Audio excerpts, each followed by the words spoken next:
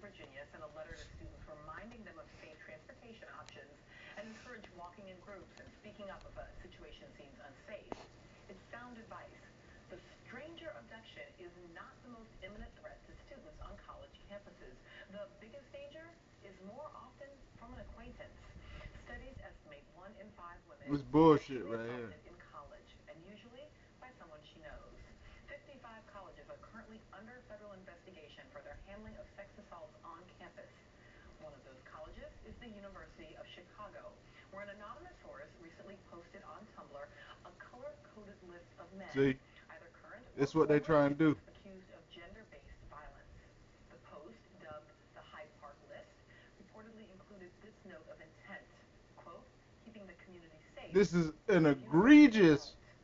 The list has been misconduct updated right now, here. which leaves us asking, are colleges doing enough? And if not, is it okay to start naming names? Joining me now, Seema Iyer, criminal defense attorney and former prosecutor, Let me just and let me just Alice stop this Butler shit right Carlson, here. co-founder of... First of all, being accused of rape or sexual molestation or sexual deviant is different from being found guilty of rape, sexual molestation, or whatever you want to call it. See, that's what these feminists want. Witches like this want to for you to be convicted off just being accused. They want to convict you in the media. They want to convict you online. They want to name names, just like it say, name names. And then they don't give a rat's ass about you being convicted in the criminal justice system because they know have 90% of these cases have no standing in the criminal justice system because there's no evidence to back up their claim. But let's continue with this story. Know Your Nine and an editor at feministing.com. So I want to start with you. Thinking about this strategy, do you think it's one that will be effective? And does that depend on what we mean by effective? So let me start with the big effective, that it will limit or reduce sexual assault on campus.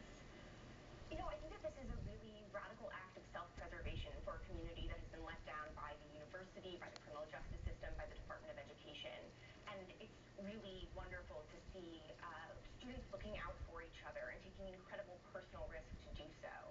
With that being said, it's really not their job. And the only way to see a big shift is for the university to start complying with Title IX and taking seriously allegations against these men and just getting them off of the campus. So obviously this is at the University of Chicago. I just want to read quickly so that because they see this differently, and I want to get into a little bit of this. They say the university is committed to sustaining an academic community in which all members can participate freely and fully.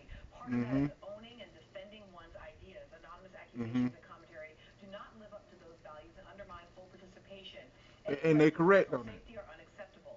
Depending on the facts of a case, anonymous or unsupported accusations, threats, or damaging commentary made by one student or students against another student could rise to disciplinary issues. So, Seema, in this case, when they're talking about the disciplinary issues, they are not talking about the cases of sexual assault per se. They're talking about the naming of names as the thing that would constitute a need for Mm-hmm. disciplinary They're action. turning the victim into now the defendant.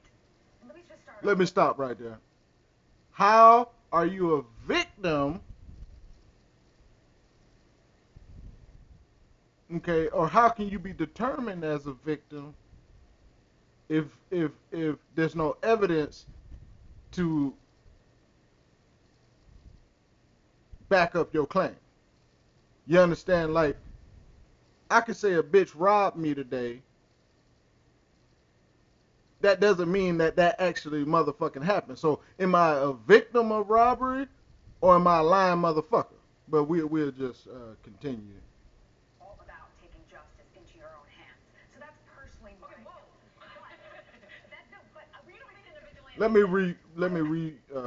about do that so the you can see the cases of sexual egregious assault per statement se. she You're just talking about made. the naming of names as the thing that would constitute a need for disciplinary they're action. turning the victim into now the defendant.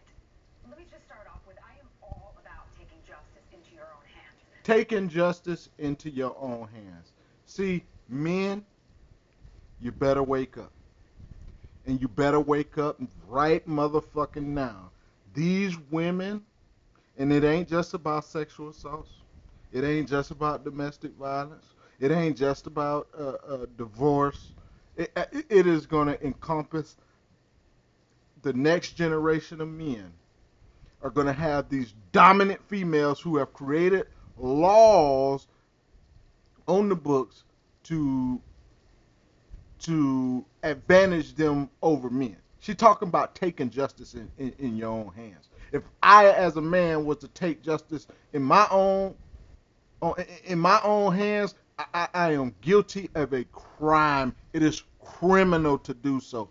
We have a criminal justice system. We have a constitution. We have a bill of rights.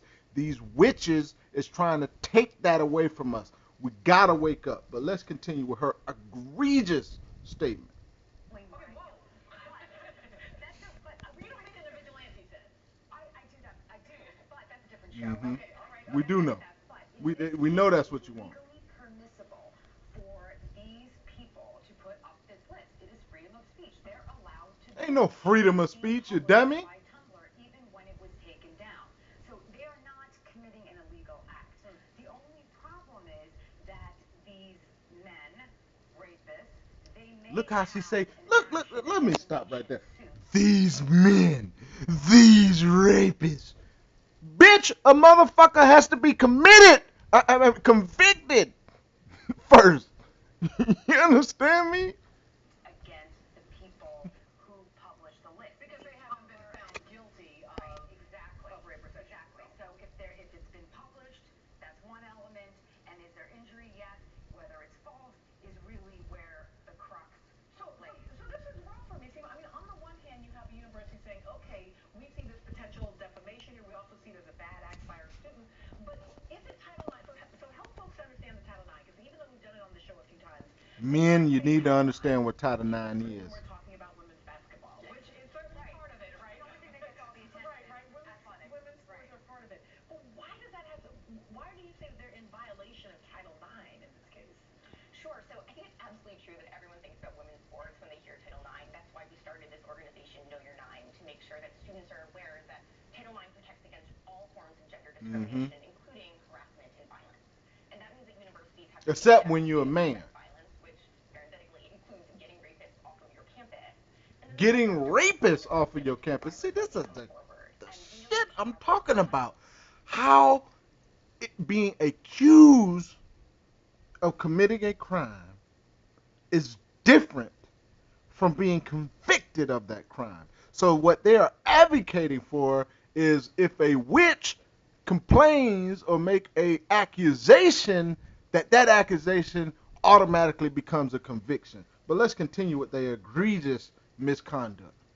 Right now, they're under federal investigation for a whole host of reasons, including the fact that when students are coming to them saying, I was assaulted, I was abused, I was harassed, they're being told, well, let's just have a conversation about this. Let's have an informal mediation rather than actually taking disciplinary action against them. Yeah, because what if it ain't true?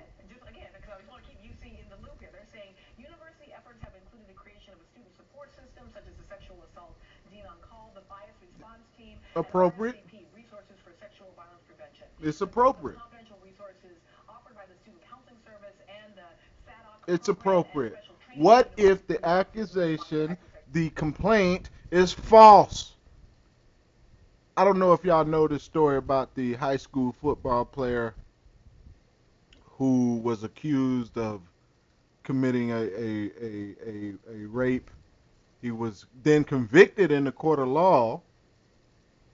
Then 5 years later, he was released because, and the charges were dropped, the conviction was thrown out because the witch lied. She even admitted to the lie on Facebook. Okay? Did she go to jail? No. Okay, so y'all need to wake up. And that's why I'm putting this out here today, because y'all need to understand that it is a conscientious effort of these now organizations, the Know Your Nine organizations, to repeal and to take away your rights, your Bill of Rights, our Constitution. And men, if you don't wake up now, you're going to be dominated and and abused, and you don't have no rights. And what if the shit is on the other on the other? What if a man complains? You're treated like shit, like you're a liar, like no way this woman could do this shit to you. Understand? Wake up now, get involved now, and actually we're gonna actually be starting an organization coming up here shortly to deal with this because it's completely unacceptable.